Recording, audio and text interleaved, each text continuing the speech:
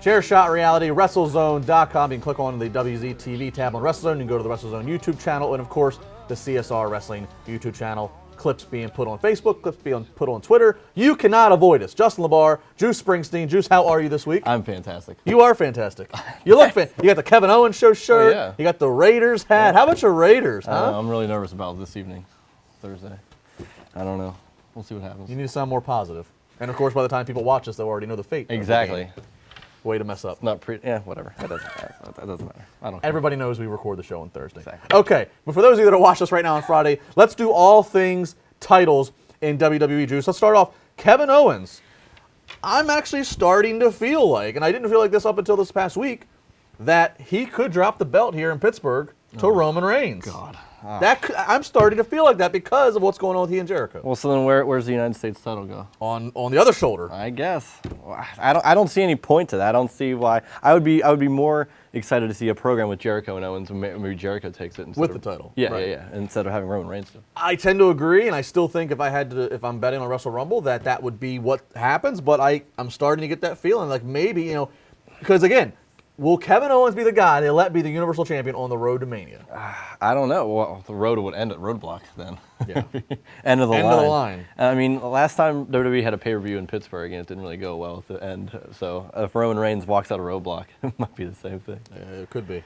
All right, AJ Styles, the WWE Champion, saved by James Ellsworth. Fantastic stuff. Some of what we talked about last week. Are you okay? Because it's a heel turn, but it wasn't quite the heel turn that necessarily that I was forecasting. Well, no. It's Ellsworth saying he knows he has Styles' number, so he wants the He's title. Delusional. I love it. Did you watch Talking Smack afterward? I did. It's the whole combination of those two shows is way better than anything Raw puts on.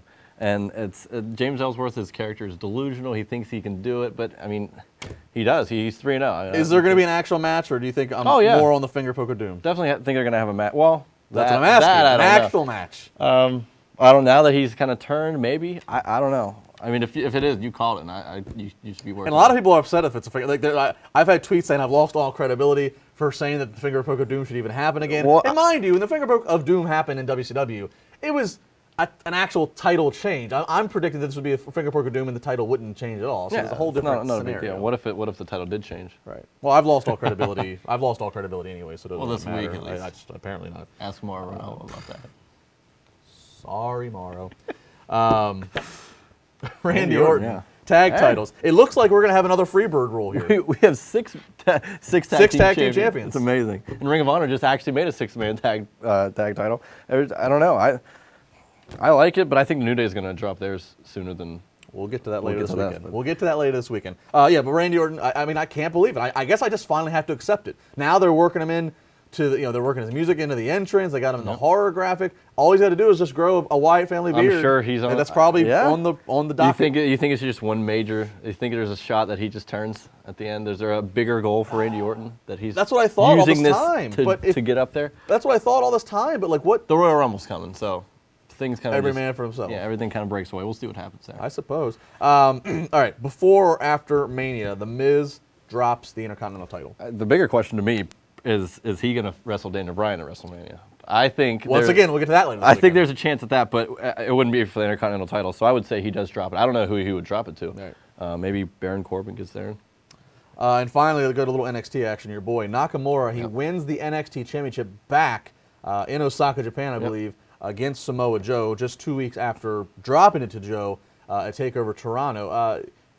Why? I think it's odd. I think I don't know what their full plan was, but I can see why you would have him win it back in Japan, have this whole thing. Do you think that was the plan prior to the Toronto match? It's weird to me, and it just makes me think that maybe the Toronto match was just anything can happen at TakeOver. So, and it was a cheap way for Joe to win. So they're just doing it to feel out, maybe. And especially with the recent results of Joe last night in Australia, or the other night, it was a cage match, and he lost to Nakamura, and that was pretty much it. He might be going when I saw Raw or SmackDown. Yeah, when I saw the Nakamura won the title back in Osaka, Japan, my first thought, Samoa Joe fans, despite what I always said that he didn't need to, was Samoa Joe might be nearing Raw or SmackDown, because when Joe beat Nakamura at Toronto, I said that I was okay with it. It kind of made sense because Joe needed to win in order to keep that feud going. If Nakamura would have won again, then it just would have been like, what's the point? But they obviously needed those two to still anchor NXT and still move forward. But now that they have Nakamura win it back again, that says to me that maybe some shuffling has been done in the war room, and that Vince McMahon has given the signal that, hey, Samoa Joe's coming, whether it be Royal Rumble or in some other capacity. Of course, so, and the timing is perfect because of the Royal Rumble, anything, anybody comes out, surprises, what have you. Absolutely. You think he goes on SmackDown or Raw if he does? SmackDown, and I know Josh is going to talk about this, SmackDown already has some good quality heels. And they've already got, my thing is, the more people you put on SmackDown, even if they fit, you only have 2 You only have hours 2 to hours. fit. So I would tend to think Raw. But then I think if he goes to Raw, he might get lost in the shuffle because it's so long and there's so much talent on there. You're damned if you do, you're damned if you don't. That's the wrestling business, isn't it? Follow at Juicy Steen, follow at Justin LeBar. Coming up, we're going to go over to the other beautiful studio, the Center for Media Innovation here at Point Park University. Myself, Juice, and Ronell will talk a little bit about the women's division, which one are you enjoying more. Plus, Josh Eisenberg's NXT and 90. Also, Josh is going to talk about the depth of SmackDown, and we'll wrap the weekend up with the New Day. Will they make the record in this upcoming week, and should they? All that and more on Chair Shot Reality.